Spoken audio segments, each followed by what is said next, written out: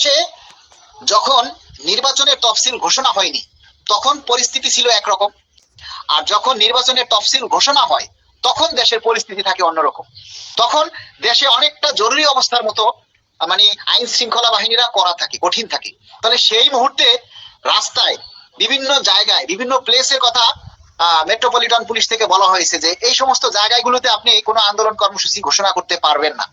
আর সেহেতু পে স্কেলের মতো একটা জায়গা যেখানে আমাদের কর্মচারীর মধ্যে ঐক্য নাই, একটা কর্মসূচি দিলে 100 জনের জায়গায় 50 জন আসেন না, তাহলে সেখানে কি কর্মসূচি দিবে?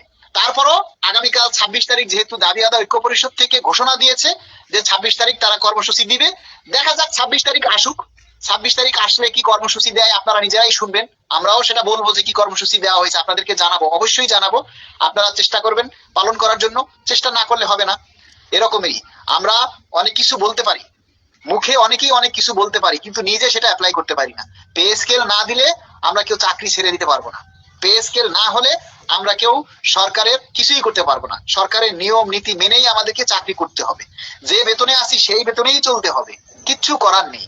কারণ আমরা কর্মচারী, আমরা হচ্ছি দাস প্রথার মতো। আগে মানুষ দাস পুষতো, আমরা সেই প্রথার মধ্যে আছি।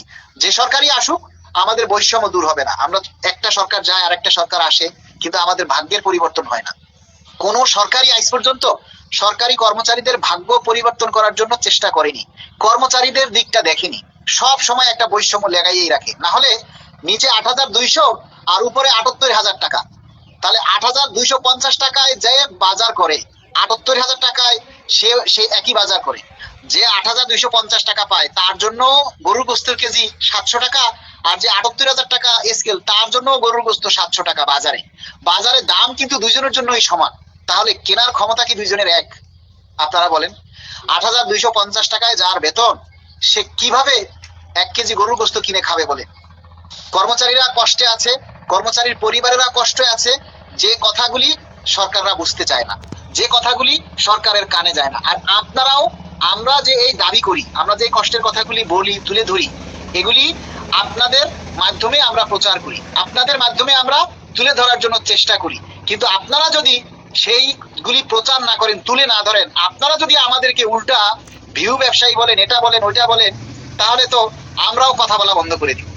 এই যে যারা ডিফেন্সে চাকরি করে, পুলিশ, র্যাব, আর্মি, বিডিআর, সেনাবাহিনী, নৌবাহিনী, বিজিবি, অনেক সদস্য আমাদের সাথে কান্নাকাটি করে, ফোন দিয়ে কান্নাকাটি করে, যোগাযোগ করে, কষ্টের কথা বলে, তারাও কষ্টে আছে।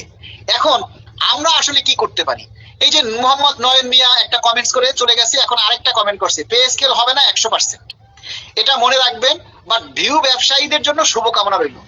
আমি আপনার কমেন্টটা একটা স্ক্রিনশট দিই, দাঁড়ান।